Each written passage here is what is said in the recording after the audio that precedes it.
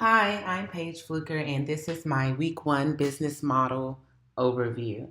This week, I will be talking about the two different business models that we discussed, or two of the business models that we discussed during the course in our class, as well as during our readings, as well as through my research that I would potentially choose to use um, through or with my business. So the first business model that I selected was the free business model or the freemium, which is a combination of the free, providing a free service that later turns into a premium service. So the free business model is a common model used nowadays by startups and new entrepreneurs. It places emphasis on providing a basic service to clients for free while charging for a premium service to its paying members. So, an example that I saw frequently during my research on the free business model was LinkedIn. And as someone who has a LinkedIn profile, I'm pretty familiar with the site. With LinkedIn, for example, you can search jobs and you can search individuals, but more specifically, when you search the jobs, you can apply for positions as well as see people that you're connected with. But if you want to see how you stack up against the competition, if you want to see what characteristics most of the people who have applied have and see if you possess those same characteristics. If you want to know how many people specifically have applied for the position through LinkedIn, then you have to pay for that. And that's a premium service. If you want to have your profile look a particular way and use different imaging, then that's you have to pay for that. And that's a premium service. So that is indicative of the free business model. A lot of social media sites use the free business model. So another one is if you have Facebook or Instagram, you can have a social media profile for free, but to do certain things like advertise your business, and you can have a free business profile, but to advertise it, you have to pay for that. So I can say another example that comes across frequently in my household with my family is cloud storage. So cloud storage on our with our cell phones. With our cellular company, we receive a certain amount of free cloud storage, and this allows us to back up our photos, text messages, our numbers. It's stored, our contacts stored in our phones, and things like that. But when you have two adults, a teenager, there isn't much cloud storage left. So after we've used up all of our free cloud storage in today's information age, it's not difficult to do. We have to then pay to purchase more storage. So that's another example of the free business model freemium. And in my particular business, in offering a service of life coaching, I think this would be a pretty good business model to use because I can offer a free basic service and then um, later add an additional charge for more premium.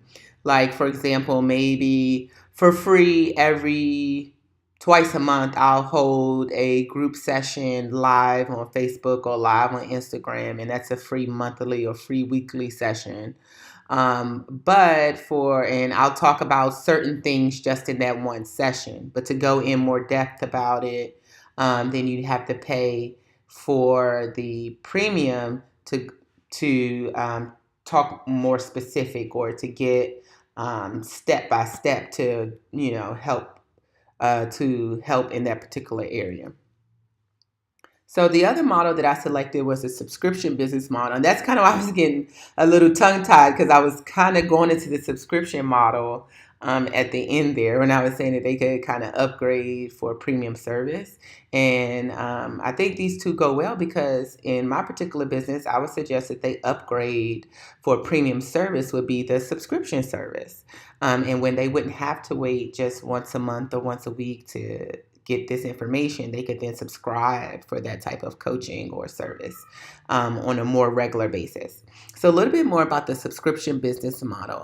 It's pretty self-explanatory. It offers an ongoing service for clients, so they're never without your product or service. Pretty much that's kind of what it is. An example of this is what I would call the subscription box explosion. You can literally get anything you want on a subscription service. My first experience with the subscription business model was with the subscription box service is with a company called Curlbox that offered numerous different hair products. And it was pretty cool because you could try out different hair products without having to purchase them all and they not work for you. So you can try these sample sizes of these products and know from the very beginning if this works for you or not. And then not have to go and spend additional money. So it was really beneficial. I really liked it. It was convenient because I received my products monthly without worry. Based on the research that I did in using entrepreneurs.com, is subscription businesses have grown. They're booming. They've grown 200% annually since 2005. And one of the main reasons is because it was a low barrier to entry. However, this subscription boxes, one concern is that it is highly volatile.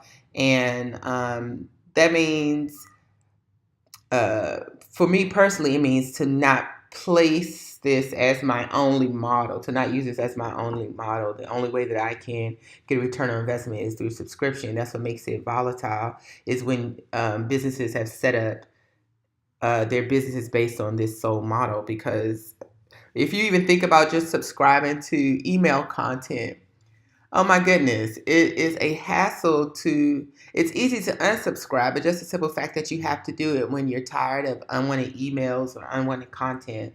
So I would definitely say that is a downfall of the subscription business model, is that when customers want to cancel, they can just cancel at a whim. Maybe they just don't have any money that month and then they cancel. Then you have to deal with them wanting to get their money back. And that could definitely be a headache, but that's clearly something that would have to be very, very detailed and very well spelled out in the contract. Let's see, what else do I have here? Another example I have is with multi-level marketing companies. They like to put MLMs, or some people call them pyramid schemes, but there are actually different ways, additional methods of having income. And with those companies, they like to auto ship their products to ensure that clients don't miss an opportunity for self-improvement or self-care. And I like that. It's just keeping in mind that when customers are ready to cancel, they're ready to cancel. So these are the two business models that I selected. I would say they both have pros and cons. A pro for the free business model would have to be is that both of them would be is that they're low barrier to entries, and then mostly with the free business model, you're able, as a startup or a new entrepreneur, you're able to offer your free content and gain feedback. I would say gain better feedback and get closer with your customers with the free content. And with the subscription business model, I like it because it does have that low barrier to entry, and it is very popular now. Customers are truly believe in and they like having the option of subscribing and having their products come to them without a break in service. So yeah. So those are the two models that I took a look at this week, and out of the ones that we learned, and those are the two that I'm likely going to go with for my business.